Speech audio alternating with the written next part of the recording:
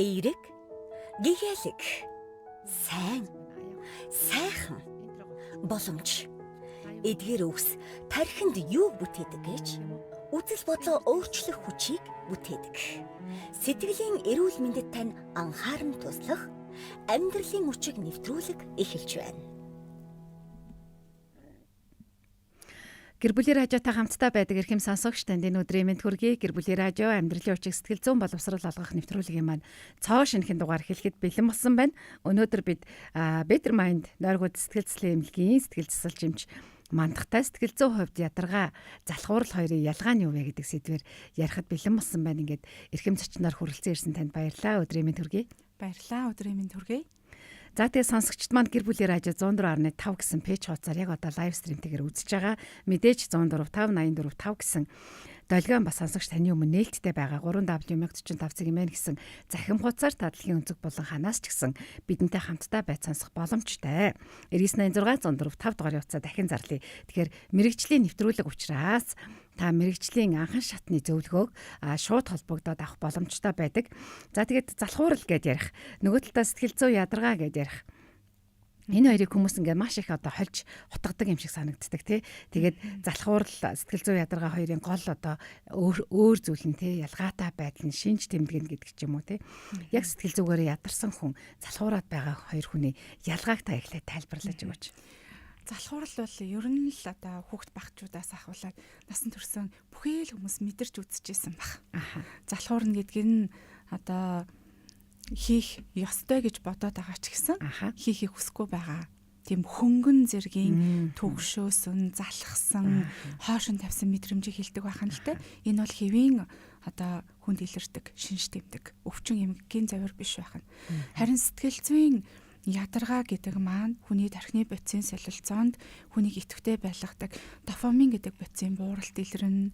Дээрээс нь бидний цусны эргэлт, зүрхний зохиол, бие махбодын маань итгэх үйл ажиллагаа суларсантай холбоотойгоор маш их ядарсан мэдрэмж төрнө. Өглөө босоод нүрээ угаах, шүдээ угаах, хүнтэй ярих, ажил төрөлтөө явах, гэр орныхоо ажлыг амжуулах гэх мэт бидний одоо өдөр тутамдаа энгийн хийдэг ажил хөдөлмөр маш их хүнд хэцүү зүйл хийх гээд байгаа юм шиг тийм мэдрэмж төрдөг. Энэ сэтгэл зүйн одоо ядрал бол ихэвчлэн хөнгөн хэлбэр нь мэдрэлийн архаг ядаргааны үед илэрдэг. Дараагийн одоо нэлээд ахиу хэмжээтэй сэтгэл зүйн ядрал бол сэтгэл готрох эмгэг, ажлаа салшрах хам шинж, архаг стрессийн үед илэрдэг шинж тэмдэг юм байнамаа. Одоо энгийн залхуурал мэдрэл сэтгэл зүйн ядралыг гэр бүлийн гишүүд ингээд гаднаас нь харахаар адилхан л залхуураад байгаа юм шиг. Адилхан л юм хийхгүй хорон дээрээ хэвтэйл, итэг султай байгаад байгаа юм шиг мэдрэгддэг боловч тэр сэтгэл зүйн одоо хямралын үеийн ядрал бол маш хүчтэй. Тэр хүн өөрөө хүссэн ч дааж давж гарамгүй тийм их энергигүй солилцсон мэдрэмж төрдгөөрөө ялгаатай байдаг. Тэгэхээр сэтгэл зүйн ядрал за яг залхуурч байгаа хоёр бол ингээд хүмүүс бол хараад нэг анзаарахгүй байна. За яг ингээд ялгааг нь хэлэх юм бол сэтгэл гутрал за ажлаас хашрах хам шинж гээд цаашаа ингээд олон ингээд өөр байдлууд руу орж ирж байна. Тэгээ ээж нар аюух тэгж ярьдаг штэ тий. Би нэг хүүхэдтэй байхдаа гэрээ зөөрлөөл хоолоо хийгээл хүүхдүүдэд хараад гэр орныхоо бүхэл зүйлд ингээд анхаарч чаддаг байжээ. Тэгсэн чинь ингээд 2 3 хүүхэдтэй болсон чинь яг ингээл аяг тавгаа ингээл харахаар уйлмар санагдал юун цэвэрлэгтэй хүүхдүүдийн тэндээс ээжээ гэлгүйхээр өстө зогтчмаар хөнжил дотроо ороод нуугдчмаар санагдаал гэж ярьдаг штэ тий. Энэ бол сэтгэл зүйн ядрал. Сэтгэл зүйн ядралыг энгийнээр ойлгох юм бол бидний бие маань биш. Бидний тархины эсүүд маань ядарсан гэсэн үг. Хүний одоо энэ сэтгэлийн мэдрэмж, сэтгэл хөдлөл, сэтгэл зүй гэдэг зүйл маань мэдрэлийн эсүүдийн тусламжтай үүсдэг процесс шүү дээ. Тэгэхээр тархинд олон сар жилээр архаг стресстэй, тархинд бодох юм ихтэй, тархины сэтгэл зүйн ачаалал ихтэй байгаа үед мэдрэлийн эсүүд маань архаг ядаргаанд ордог. Тэгээд хэвийн энгийн хийдэг байсан асуудлуудаа хий гэхээр тархины эсүүд маань ядарсан учраас ачаал дах чадвар нь сулардаг. Одоо яг мэрэгжлийн хэллэг нь бол ажлаас хашрах хам шинж буюу burn out гэж хэлдэг шүү дээ. Ажлаас хашрах хам шинж гэхээр зөвхөн одоо нөгөө ажил төрөл гэж ойлгодог. Тэгтэл гэрээ цэвэрлэх, хүүхдүүдэд харах энэ бүгд маань ажил шүү дээ. Тэгэхээр тодорхой нэг байнга давтагддаг нэгэн хэвийн одоо ажил хөдөлмөрийг хийх гэж бодохоор л залхуу хүрсэн, хальширсан, цөхөрсөн, шантарсан мэдрэмж төрхийг ерөн сэтгэл зүйн ядрал гэж хэлдэг. Залхуур л бол одоо өдрийн цагаар их ачаалалтай байлаа. Альва ажлыг одоо хиймээргүй санагдлаа. Гэхдээ хүсэх юм бол өөрийн хүчлээд хийчих. Хийхийг л хүсэхгүй байгаа болохоос биш. Тэр бие махбод маань тэгтлээ их туйлтаагүй шинж гэсэн үг. Ер нь болоо дарахыг ядаргаанд орчиж байгаа юм байна. Бидний бие гэхээс илүү те одоо те тархинд байгаа тэр одоо эд эсүүд маань ядарсан байгаад байгаа юм байна. Энэ ялгаатай байдлаараа бол үнэхээр өөр юм байна шүү. Тэгэхээр сэтгэл зүйн хувьд ядрал гэдэг маань ийм байх нь байна. Тэгэхээр гэр бүлийн радио 104.5 амьдралын хүчиг сэтгэл зүйн боловсрал олгох нэвтрүүлэг маань өнөөдөр яг энэ талаар ярьж байна. Тэгээд та залхуураад байна, чи залхуураад байна гэд те одоо хажуудаа байгаа хайртай хүмүүстэй хэлэхээс илүүтэй энэ хүн маань нэрээ бас сэтгэл зүйн хувьд одоо ямар байгаа юм бол яг тэр сэтгэл зүй ядрал буюу ажлаас хашрах хам шинж, бурнаут, сэтгэл архаг ядаргаа, сэтгэл готрал гэд цааштайгаа энэ хэдэн нас дамжчихсан тий. Эсвэл аль нэг нь байх вэ дээ гэдэг тэр зүйлийг бодоод үзээрэй. Залхуурл за эсвэл залхуурж байгаа за жоохон ядраад байна залхуурчий гээл тий. Тэгж байгаа хүмүүс бол нэг хэсэг сайхан амраад эргээс ирч хүчин сэргчдэг тий. Харин яг одоо хэлээд байгаа сэтгэл зүй ядрал бол амарсан ч хангалттай олон цагаар унтсан ч өглөө амарсан мэдрэмж төрөхгүй. Амралтын 2 өдөр хийх зүйл багтай бүтэн амарсан ч нэгд өдрийн өглөө мөн адил энерги ирч хүчгүй. Одоо ядаргааны эсрэг тархи сэргээдэг зөндөө олон тусал витаминууд байдаг шүү дээ. Ядраад байна, итгэхгүй байна гэд тусал тарианууд хийлгээд амралтанд совлалт яваад массажинд орсон ч бай нөгөө хүний маань тэр сэтгэл зүйн ядаргаа гэдэг зүйл арилдаггүй. Яагаад гэхээр энэ биеийн ядаргаа биш юм аа. Бидний тархинд үссэн ядрал учраас тархийг тэр стрессийн түвшин бууруулж иж мэдрэлийн ядаргаа маань тайлагддаг. Тэгэхээр энэ болгоныг тайлахын тулд нөгөө хүмүүс наацахын арга хэмжээг аваад байна. Хавар болонгууд тэгдэг штеп. За ядаргаанд орчлоо гэл яг үдэд бол хүмүүс ингээд за нэг талдаа бас тэр нөгөө өвлийн хүнд үеийг ингээд тасралтгүй ажиллаад ирэхээр хавар бас ялцчих үний хүмүүс амармаар ээлжийн амралтаа хүлээгээд гэж зарим хүмүүс ярьдаг тий. Ядраад байна, өдөр нойр хүрээд байна. Өглөө сэрхэж л бөө юм болоод байна гэл. Одоо хүн болгоны амнаас бар гарааддаг. Тэгэхээр энэ болохоор үнэхээр тэр бие махбодоос гадна сэтгэл санаа ядарсан байгаа юм бол тий сайхан унтаад тусал тариа хийлгээ зүгээр болохгүй байгаа юм бол авах хэвээр арга хэмжээнүүд гэж байгаа. Тэгээ бид бас яг танаа шин салбар дээр очиод яг энэ сэтгэл зүй тий өөрчн стресс гэдэг олон зүйлийг ингэж онцлох нэг тийм аппаратанд ороод ирсэн л дээ зургуулаа. Тэгээ тэн дээр болохоор нарийн тайлбарлуулаагүй ч гэсэн маш олон нарийн зүйлүүд гарч ирдэм байх гэдгийг бол харлаа. Тэгэхээр танах бас яг энэ онцлогооны одоо аппаратыг оруулж ирээд тий хүмүүст бас одоо нэлээд үйлчлэгээ үзүүлсэн байгаа. Энэ талаараа бас хаваалцаач. Ер нь сэтгэл зүйн байдал тархины ядаргаа, мэдрэлийн эсүүдийн идэвхтэй байдал хэр байгаа, бие махбодын ядралын түвшин хэр байна, гутралтай, түгшилттэй байна уу гэдгийг илрүүлэхийн тулд ер нь дэлхийн дахин сэтгцэн эмчнэр 3 төрлийн онцлогооны аргыг голчлон хэрэгэлдэг. Хамгийн нийтлэг хэрэгэлдэг арга маань сэтгэл зүйн сорилууд. Одоо ийм таны сэтгэл санаа таатай байна уу, тааг байна уу гэдэг ч юм уу тийм цаасан дээр байдаг сэтгэл зүйн сорилууд. За энэ хамгийн нийтлэг хэрэглэгддэг. Дараагийн нийтлэг хэрэглэгддэг аппарат маань энэ HRV гэдэг ийм аппарат байдаг. 3-5 минутын хугацаанд бидний ер нь сэтгэл зүйн стресс, бие махбодын стресс, ядралын түвшин, дээрэс нь сэтгэл готрал, сэтгэл түгшилт, стресс төсвөртэй байдал гэд маш олон сэтгэл зүйтэй холбоотой үзүүлэлтүүдийг яг албан ёсоор гаргаад ирдэг юм аппарат байдаг. Эмчид одоо магадгүй бүтэн цаг сэтгцэн эмчид үзүүлээ, сэтгэл засалч эмчид үзүүлээд яриа түүний дараа оншоо сонсоход зарим хүн тиймхэн санагддаг бол ерөөсө 3-5 минутын дотор сэтгэл зүйн байдлын ерөнхий одоо хямралаа мэдээд авдаг. Яг энэ аппаратнаас ингээ харахад бол хүний тэр сэтгэл зүйн ядрал байна уу? Эсвэл таны бие ядарсан байна уу гэдг нь ингээ 5 төвшнөөр хоорондоо ялгаатай график гараад ирдэг. Та сэтгэл зүйн ядралттай байгаа юм байна. Эсвэл сэтгэл зүйчин гайгүй ч гэсэн таны бие ядарсан байгаа юм байна. Тэгэхээр эмч тэрэн дээр одоо үндэслээд сэтгэл зүй ядарсан байх юм бол стрессийн түвшин бууруулах, стрессийн түвшин одоо засдаг эми эмчилгээ, эсвэл стресс тайлдаг арга техникүүдийг тархи амраадаг арга техникүүдийг эмч зааж өгнө. Хэрвээ таны бие ядарсан бол түрүүний хэлсэнчлэн тусалтаараа хийлгүүлээрэй. Массажинд ороорой. 1-2-3 өдөр маш сайхан чанартай унтаарай. Тэгээд амарсны дараа таны биеийн ядаргаа тайлна шүү гэд зөвлөгөө өгөхөд хүртэл эмчнэрт илүү юм баримт нотлоготой их дажгүй болсон аппарат хэрэгэлдэг болсноос хойш. Ааха. Тэгээ олон хүмүүсийг оруулаа гэд бас сая ярьж байна. Тэгээд олон хүмүүс бас үр дүнгээ аваад хүртээд те үнэхээр бие махбод ядаргаа юу, сэтгэл санааны ядаргаа юу гэдгээ ялгаж таньж аваад яг зөв одоо эмчилгээ оншилгоог хийгээд авна гэдэг чинь маш чухал байгаа тань. Тэгэхгүй бол нөгөө тусал тариал хийлэгчээ нэг сайхан унтаал ингээ босоод ирчээ гэж итэл нөө мэдрэлийн ядаргаа гэдэг эмчнэр бол хэлээд идэх те. Энэ бол сэтгэл санааны ядаргаа юм байна. Энийг бол арай өөр байдлаар тайлах нь байна. Тэгвэл дийлэнх шалтгаанууд нь юунаас болоод яг энэ сэтгэл зүйн ядрал те бурнаут шатлалт руу ороод байна. Тархийг хамгийн их ядраадаг зүйл бол бодол байдаг. Хүний тархи бусад эрхнийг бодвол өдрийн турш хамгийн их ачаалалтай, хамгийн их энерги зарцуулж ажилдаг эрхтэн байдаг. Тархиараа л бид нэр өдөр тутамдаа аль үзлийг тогтоодог, ойлгодог, анхаардаг, шийдвэр гаргадаг шүү дээ. Тэгэхээр энэ тархи гэдэг зүйлийг хамгийн гол үйл ажиллагаа нь бодол бодох.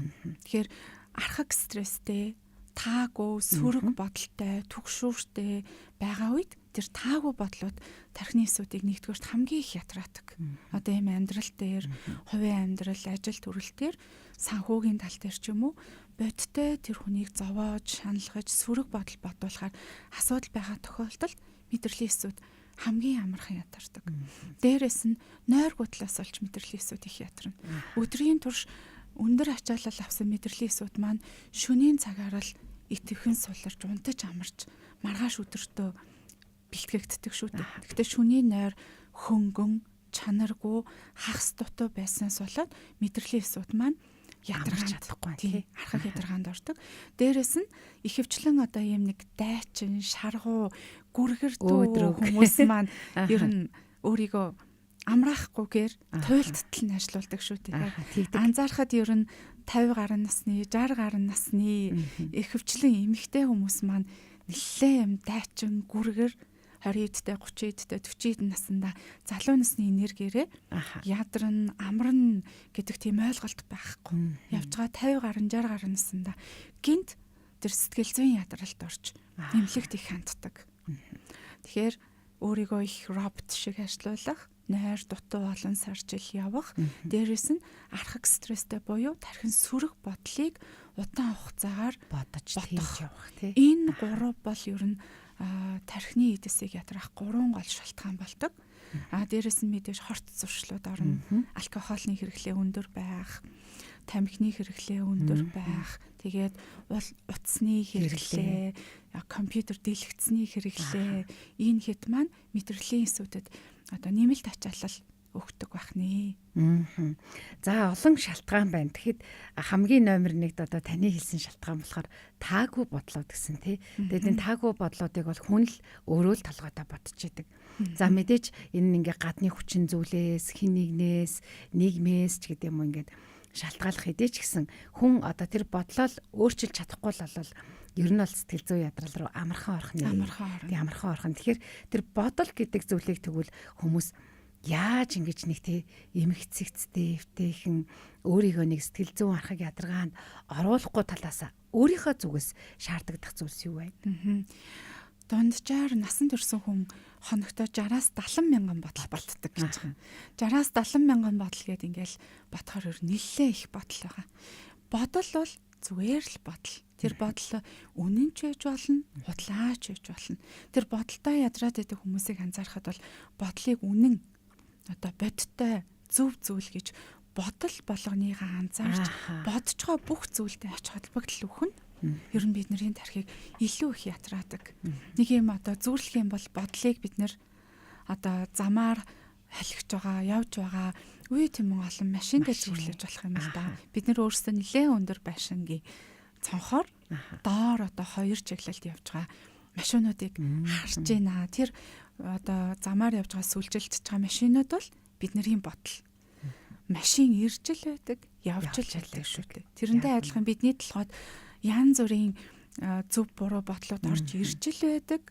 явж л байдаг. Тэгэхээр бодол бол тэр далайн давлгаа шиг замаар хөлөгж байгаа машин шиг ирж л байдаг, явж л байдаг зүйл.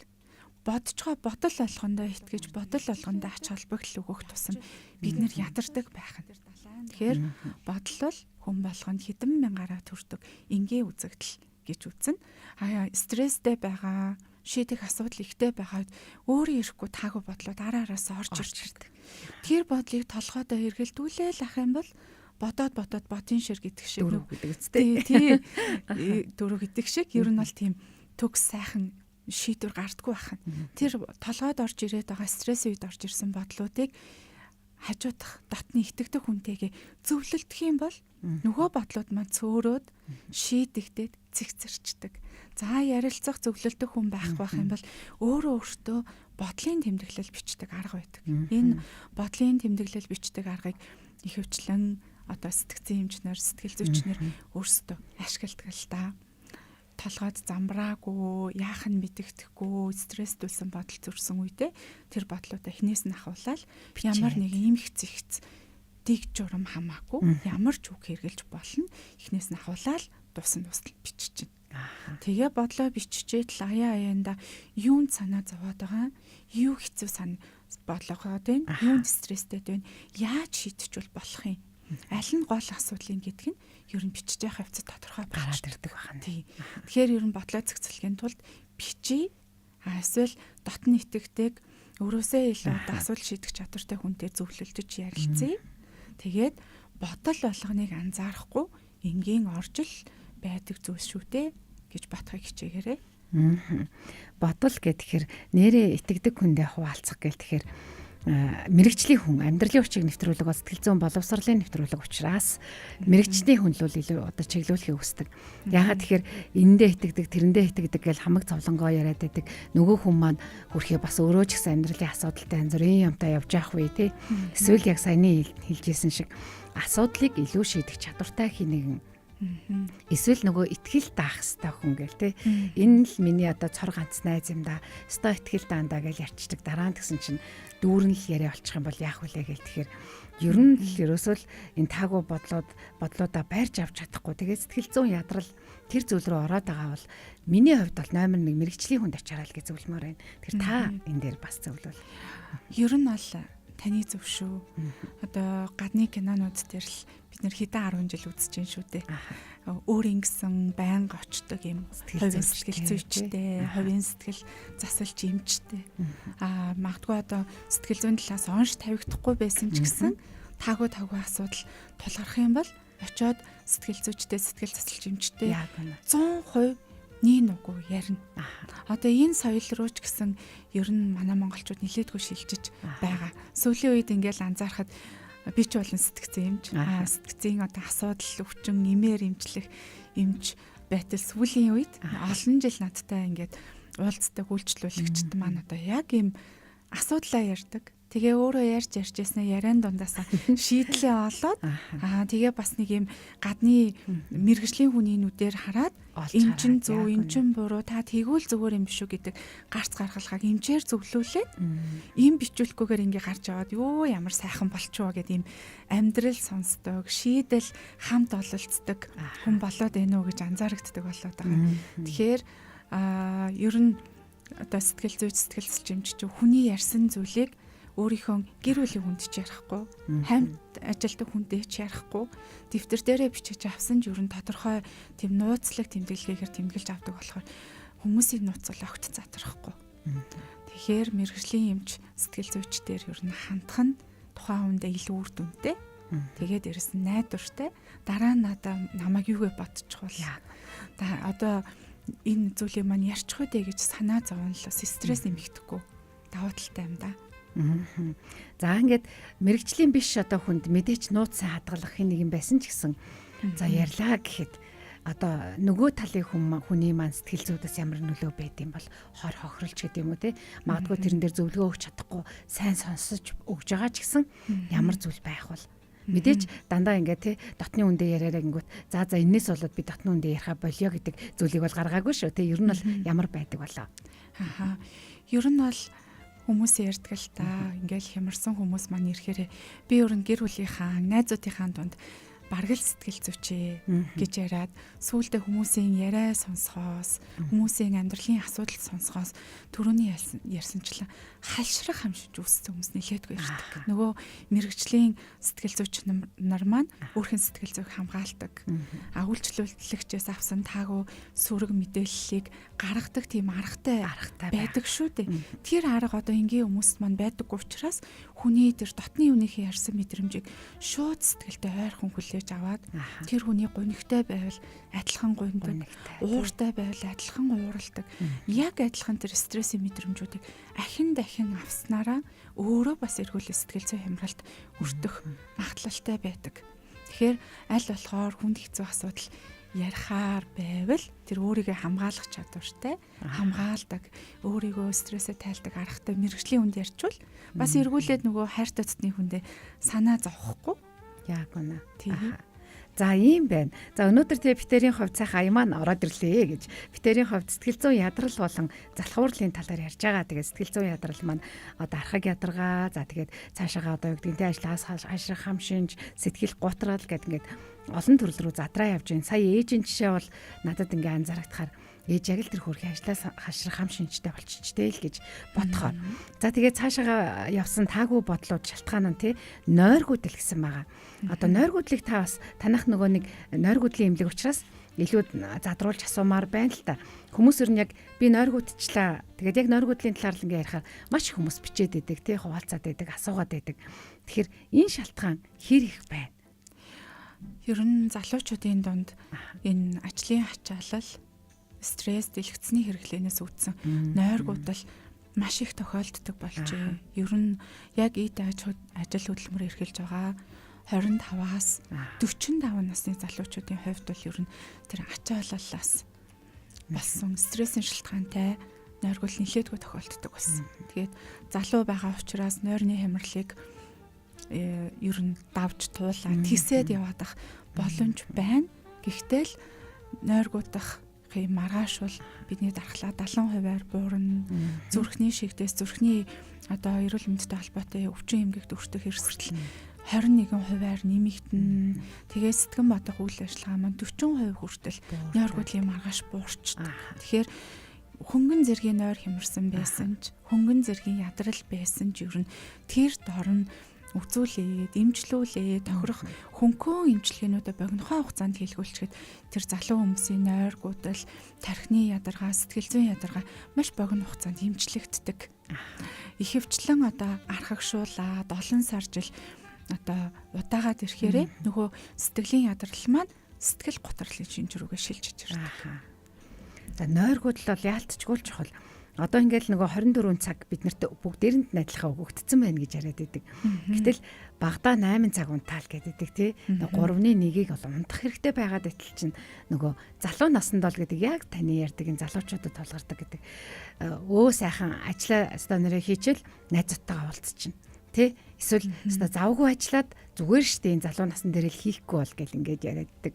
Гэтэл энэ маань эсэргээрээ залуу наснда тэр зүйл явж байгаа ч гэсэн ингээд сэтгэл зүйн ядаргаа тэр архаг ядрал руу аваачаад байгаа юм бол залуучууд тэгвэл яг нэг хэмнэлийг залуу насаараа гэдгээрээ давхгүй байх. Тэ чинь зөв хэмнэл байх юм бол хожим нь ч гэсэн надад ашигтай юм байна. Хожим нь миний эрүүл мэндэд сэтгэл зүйд аюулгүй юм байна гэдгийг бас тайлбарлаж өгвөл тий. Одоо хүмүүсийн дунд ойлгогддог шүү дээ. Ер нь яг ахмиг насны хүмүүс нойргоддаг гэл. Тэр ахмиг насны хүмүүс багасчдаг. Ахмиг насны хүмүүс гэл тэгэхээр одоо 60-аас дээш, 65-аас дээш насны хүмүүс л нойргоддаг. Залуу хүмүүс харьцангуй гайгүй гэж боддог. Тэр одоо 60 гарсан архаг нойргодолтой хүмүүстэй уулзаал хэдэн жилийн өмнөөс та яагаад нойргодог гэл түүхийг нь асуухаар ихэвчлэн 20 гаруй нас 30 гаруй наснаас эхлүүлээл залуу насныхаа энерги ирч хүчинд итгээл тэгэл ихэндээ нойрны дэглэм алдаж эхэлдэг. Унтахгүй байсан нэг шөнө унтахгүйсэн ч 20 гаруй насны залуучууд маргааш нь сүртэй ядрахгүй шүү дээ. Гайгүй байдаг юм байна. Тэгээ сүүлдээ 35-аас дээш наснд нойрны дэглэм алдагдал дээр нэмэх нь тархины архаг ядаргаа буюу нөгөө сэтгэл зүйн ядрал гэдэг зүйл маань илэрнэ. Уул нь 35-аас дээш наснд чинь бас л хүн итгэвтэй, энергитэй байх хэрэгтэй байтал амьдрал урсгалаараа тулж ирсэн асуудлыг л зохицуулна. Итэх ерөн султай болоод ирдэг. Тэгээд үүний дараа бол сэтгэл түгшилт, сэтгэл гутрал, архаг нойргол гэдэг асуудлууд бол тэр хамгийн бага араасаа давхарлаад үүсээд тэгээ сүүлдээ 60 гаруй наснд архаг нойрголтой, архаг сэтгэл зүйн ядралттай, магадгүй давхар сэтгэл гутрал түгшилтийн шинжтэй болж ирдэг. Ер нь л одоо тэр архаг нойрголтой хүмүүсийн нийтлэг тэр одоо нойрны хямрал үүсдэг шалтгаан бол энэ залуу наснда дэглэм алддаг байдаг. За тэгвэл одоо залуучууд маань сонсож байгаа бол тий залуу наснда болгоноо бүтээнэ. За эсвэл найз нөхдөдөө цаг зав бүгдийг л гаргана. Бүхнийг амжуулна гэхээс илүүтэй тэр эрүүл зөв нойрыг одоо өдөр тутамдаа авч явах нь чухал гэдгийг бол өнөөдөр амьдрал өвчиг нэвтрүүлгээр бас ярьж байна. Тэгэхээр танаа дээр яг энэ нойргуудад одоо 60 та бүр ингээ архаг нойргуудад архаг ядаргаатай ирж байгаа гэдэг ч юм уу тий. Энэ хүмүүст ингээд эмчилгээ хийхэд явцсан хэр удаан байдаг вэ? Одоо маш удах байх гэж би бодоод байна л да. Архаг нойргол гэдэг маань одоо дэлхийн эрүүл мэндийн байгууллагын тодорхойлолтоор 6 сар ба түүнээс дээш нойр хямарсан бол архаг нойргол гэдэг англи руу орчдог. Тэгэхээр архаг нойргол гэдэг маань ер нь тархи маань тэгж муу тааруу унддагта бүр дадал зуршил болсон гэсэн үг. Эргүүлээ тэр муу унддагта хэдэн 10 жил дадал зуршил болсон хүний эмчилгээ бол ер нь дунджаар нэг 3-аас 6 сар хамгийн багтаа. Сардаа нэг удаа эмчид үзүүлээд сардаа нэг удаа нойр докторжуулдаг, сэтгэл санаа докторжуулдаг эми эмчилгээний тун тохирж явна. Тэгээ 3-6 сар гэж дунджаар үздэг. Зарим тохиолдолд бүтэн жил 2-3 жилийн хугацаанд одоо нойр докторжуулах, эми болон сэтгэл зүйн эмчилгээ үргэлжлэх тохиолдлууд байдаг. Тэгэхээр харьцангуй бусад одоо хямралуудыг бодох юм бол илүү урт удаан хугацаа шаардна. Нойргуудсан хүмүүсээс хамгийн гол эмчилгээнд шалтгааныг нь илрүүлэх хэрэгтэй байдаг. Нойргуудлаа л гэдэг. Гэтэл тэр хүн яг сэтгэл зүйн байдлаас болоод анх нойргуудсан юм уу? Биеэ дасан цэвэр одоо нойргуудах өвчин байна уу? Эсвэл тэр одоо нойрны дэглэм алдаж явж байгаад энэ хүн нойргуудчихв. Тэр шалтгааныг нь гол нь эмчилрүүлэх хэрэгтэй. Тэр шалтгааныг нь засдаг давхар одоо дэглэм зааж өгдөг. Эсвэл сэтгэл зүйн асуудлыг нь шийддэг.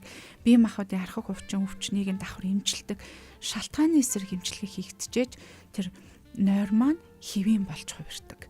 Тэгэхгүйгээр ер нь хүмүүсийг анзаарахаар нойргуудсан ямар нэг байдлаар хор бахта нойрны малууд уч. Тэгэл өнөөдөр унтчихвэл тэгэл болчихвол гэх. Тэгтээ шалтгаан нь юу юм? Тэрийг алхах хэрэгтэй байдаг. Нөгөө сэтгэл зүйн асуудлууд гэхэлсэн нөгөө таагүй бодлуудаас үүдэл бий болж байгаа тий. Тэгээд нойргуудл маань ийм олон нарийн шалтгаантай байх нь байна. Өнөөдөр амьдралын өвчиг сэтгэл зүйн боловсрол олгох нэвтрүүлгээр сэтгэл зүйн хувьд ядарх нь залхууртаас ялгаатай яв гэд ялгаатай гэдгийг бол одоо эмчмаа сайхан яриад өгсөн. Тэнгүүд сэтгэл зүйн ядрал гэдэг маань ямар одоо үр дагавар буюу хор охирлыг хүний бие махбод болон сэтгэл зүйд авчирдгийг бас яриад өгсөн. Одоо нэвтрүүлгийн маань цаг нэлээд төгсөн байгаа учраас гоё арга замууд руу бас орвол гэж бодож байна. Тэрнээс өмнө нөгөө туйлдал гэж ярьжсэн те 4 шалтгааныг би бол тэмдэглээ авсан байгаа даа. Тэр туйлдал нөгөө нэг завсар зайгүй ажилдаг залуу насндаа ажиллаж хагаад туйлдал буюу ядаргаанд орчод байгаа. Энэ талаар бас тайлбарлаж өгье. Энэ тойлтолд орж ирж байгаа хүмүүс бол нилээдгүй л байдаг. За хүний бие махбод ч мах цэснээс бүрдсэн бид нар ч одоо амьд хүмүүс шүү дээ. Тийм болохоор ер нь амралт, ажил гэдгийг ер нь зохицуулахгүй бол хэдүүлээ одоо тэр нилээн шаргуу ажилласан хүмүүс маань шөнийн тэр унтах цагт л амардаг. Бусаас ирүүн байгаа үед өдрийн цагаар одоо албаны ажлаа хамжуулсан бол орой хурж ирээд хувийн ажлуудаа, гэр бүлийн ажлуудаа хамжуулдаг. Өөрийгөө амралтын өдрөөр ч амраадгүй тийм шаргууд айчин хүмүүс байдаг шүү дээ. Тэгэхээр энэ бие махбод гэдэг маань нэг 20-30 жилийн дараанаас хөвлүүлээд яалтчгүй одоо архаг ядаргаанд ордог. Архаг ядаргаанд ороод ирэхээр нөгөө хүний итгэвтэй эрч хүчтэй зан ааш маань тэр чигээрээ өөрчлөгддөг. Одоо энгийн ажил төрөлтөд явхад хүртэл дургу ална, хүмүүстэй ярих, ах トゥ хамаатан сатантайгаа уцаар холбогдох, хоол ундаа хийх, хүүхдүүдтэйгээ ярилцах, өөртөө анхаарал халамж тавих зэрэг дээр асуудалтай болно. Дээрэс нь ер нь энэ амьдрал гэдэг чинь юу юм бэ гэдэг амьдралын утга учирын талаар хоршгой хямралт ер нь орч нилээдгүй хэрдэг. Тэгэхээр гар утас хүртэл одоо орчин үед нилээн дэлгэрээд байгаа роботууд хүртэл цэнгэн тусдаг. Тийм үед чинь одоо робот хүртэл ядарч хахад бид нэр бие махбодоо хүртэл амраах хэрэгтэй байдаг байна. Тэр их туйлдсан архаг ядаргаанд орсон хүмүүст бол ихэвчлэн сэтгэл готрлын шинж явдаг. Сэтгэл готролыг хэмжлэн, дээрс нь ойрны чанарыг сайжруулна, давхар сэтгэл заслал хэмжлэгээ орно. Тэгээд хуучин нөгөө энергитэй байсан хүн маань 1 сар орчмын дараас эхлүүлээд сэргээд ирдэг. Тэрийг чи энийг чи гэсэн итгэвтэй болоод ирнэ. Гэхдээ ингэж их гинт ядаргаанд орсны дараа их хүмүүс итгэвчээд плансаа барьж эхэлдэг. За би чинь хит идэх юм бол ийм муухай ядаргаанд ордог. Тэгэхээр бол хийх юмаа хийн, хойшлуулах юмаа хойшлуулна, амрах үедээ амарна гэд өөрийнхөө амьдралыг нэлээд балансжуулдаг болдог харагддаг. Яг нэг юм кейс байсан. Нөгөө уурлаж чадахгүй, баярлж чадахгүй тий. Яг миний дотор юу болоод байгааг би мэдэхгүй. Бүр нэг юм хоосон өргөд байгаа юм санагдаад гэж байгаа байхгүй. Тэгээд найзуудтайгаа уулзах гэхээр дургу үрээд уулзахгүйгээ хэлцдэг тий. Уцаа аваад ингээл хүмүүстэй ярих гэхээр дургу үрээл за яшиг гэл хоошин тавьдаг. Амралтын өдрүүдээр бүр 12 цаг унтаас ирсэн ч гэсэн ядарсан тий. Амраагүй мэдрэмж төрөөл бие өвдөл буцаал хөвтмээр санагдал. Тэгээл хөвтэйл тий. Нөгөө нэг ямар ч итгэхгүй байгаад байна. Тэгээ би яг яагаад байгаа юм болоо. Тэгээ хүмүүс ойр тойрныхан маань болохоор залхуу юм бэ чи залхуу юм бэ гэл нөгөө ихэнд хэлсэн шиг тийм зүйлийг хэлээд байсан гэд яг ийм кейс ирж исэн байхгүй. Тэгэхээр одоо энэ бол туйлдэл байх нь сэтгэл зүйн ядаргаанд орсон байх нь гэдгийг мэдээд мэрэгжлийн хүмүүс рүү очих нэ. За энэ асуулт маань ижил төстэй асуулт байгаа учраас асуухгүйгээр за тэгвэл дараагийнх нь хорц уршил бол мэдээж ойлгомжтой тий. Хорц уршлаа болоо л гэж сэтгэл судлаач маань мэдээж зөвлөнө. Тий тэгэхээр нийгмээс гарч байгаа хандлага одоо яалтчгүй юм амьдралын завгүй хэмнэл байгаад байна те хурдтай хэмнэл байгаад байна. Илүү л хурдан их ажил амжуул гэдэг нэг юм хаач газрал тийм байгаад байна. Тэгэхээр энд хүн яаж тэгвэл өөрийнхөө сэтгэл зүг ядраахгүйгээр тэр ажлыг амжуулж явах юм бэ? Одоо залуу наснд яалтчгүй л нэлээд ачаалалтай ажиллаж ийж амьдрал ахуй маань ер нь төлөвшин босно үр хүүхдүүдээ сайхан өсгөх нь вэ шүү дээ. Гэхдээ нэгдүгээрт би хүн гэдгээ санах хэрэгтэй. Робот биш. Би хүн. Хэрвээ ингэж туйлдтал нь өөрийгөө шаргуу дайчилж хаад нэг л өдөр хэдэн сараар энэ итгэх маань бүр тик болчих магадлалтай. Тийм болохоор ер нь өөрийнхөө бие махбодод хайр гамтай хандах талаасаа анхаарах хэрэгтэй. Ер нь 888 гэдэг юм өдрийн дэглэм байдаг л та. 8 цаг тасралтгүй ажил. 8 цаг ажил албаны ажлаас өөр ажил хий. Одоо хүүхдээ ясардаг ч юм уу, гэрээ зэвэрлэдэг ч юм уу, биеийн хөдөлгөөн хийдэг. Тийм одоо хөдөлмөрүүд. Тэгээд 8 цагтаа унт. Амар. Яг ийм 88 гэдэг дэглэмийг ихэнх өдрүүдтэй баримтлахыг хичээгээрэй. Хэрвээ магадгүй үнэхээр 1-2 өдөр, магадгүй 7 хоног, 10 хоног ачаалалтай нойр дутуу байхаар нөхцөл байдал байвал яах вэ? Тэр үедээ нойроо хугаслаад ачааллаа авч болно. Гэхдээ тэр дутуу унтсан, дутуу амарсан цагаа боломжтой болсон үедээ амарч, унтаж тэр нойрныхон амралтынхаа үрийг дарж авах хэрэгтэй байдаг. Одоо 8 цаг унтах хэрэгтэй байлаа гэж бодоход өчигдөр ажлаас л 4 цаг унтсан. 4 цагийн нойр маань 4 цагаа илүү унтчихэж л тэр тархины ядаргаа тайлагддаг. Түүнээс биш одоо энэ шөнө 8 цаг унтаад тэр ядаргаа тайлагдчих нэг үл үгүй. Өнгөрсөн шөнийн 4 цагийн дутуу нойрны ядралт тархинд байж л байгаа гэсэн үг. Тэгэхээр завтай боломжтой болсон үедээ 8-аас илүү олон цагаар унтахыг хичээх хэрэгтэй. Тэгээд их ачаалтай байгаа үедээ бас 8 цаг ажиллахдаа нэг 30 минут ажиллаа хийгээд 5 минут амардаг. Эргээ 30 минут ажиллаа хийгээд 5 минут амардаг гэсэн зарчмаар ажиллах юм бол тархины ядралт харьцангуй бага байдаг. Тэр 88 гэдэг дээр бас хүмүүст хэлэхэд хүмүүс маань ингэдэг л яг ажлын цагаар ажлын асуудал ач бодно, гэр бүлийн асуудал ач бодно. Санаагаар бол ажлын цагаар ажиллаж хийчмээр байна.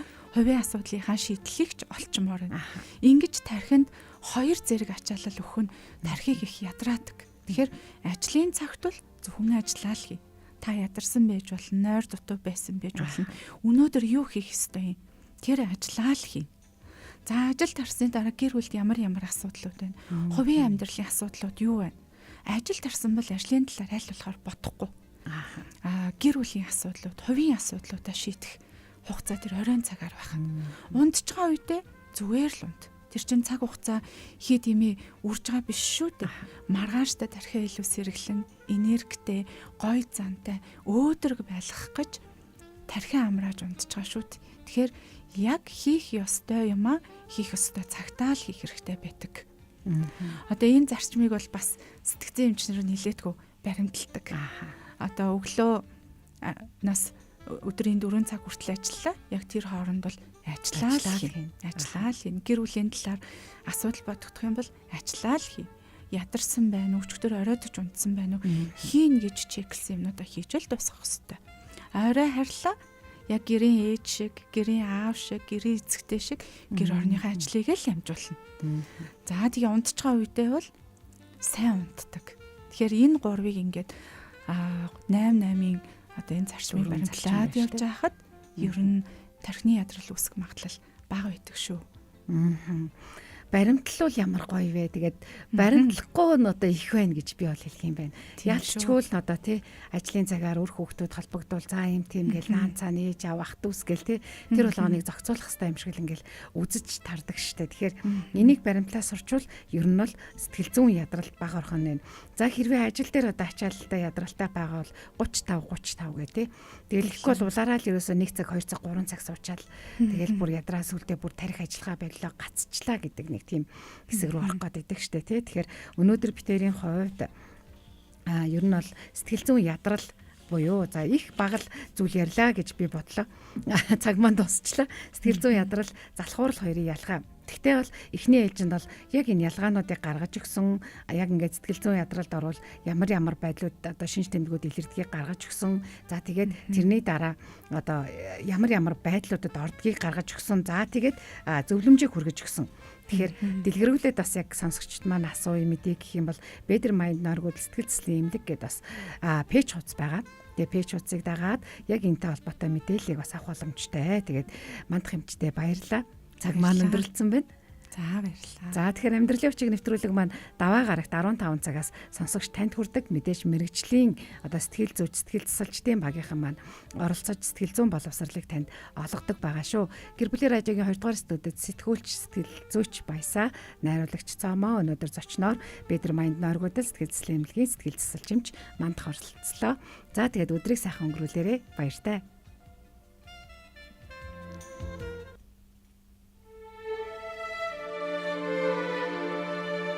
Ирээд буцах богинохон цаг хугацаанд хамгийн түрүүнд өөртөө таалагдж амьдр.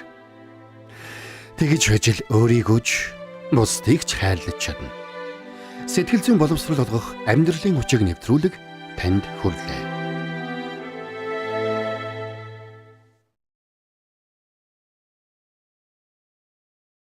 How would it